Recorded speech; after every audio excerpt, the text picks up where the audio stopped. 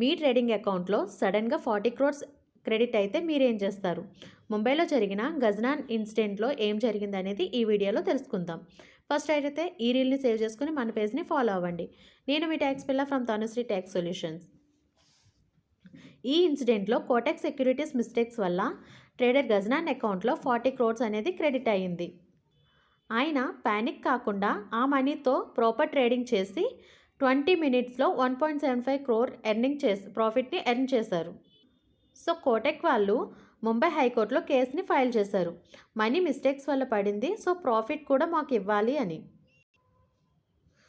So profit trader skill వల్ల వచ్చింది. So ఆ ప్రాఫిట్ని ఇమీడియట్గా ట్రాన్స్ఫర్ చేయాల్సిన అవసరం లేదు. నెక్స్ట్ ఇయరింగ్ వరకు 1.75 క్రోర్ అనేది ట్రేడర్ దగ్గరే ఉంచుకోవచ్చు.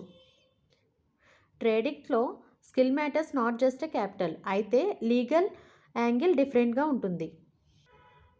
బట్ ఫైనల్ జడ్జిమెంట్ వచ్చేసి నెక్స్ట్ ఇయరింగ్లో డిసైడ్ అవుతుంది.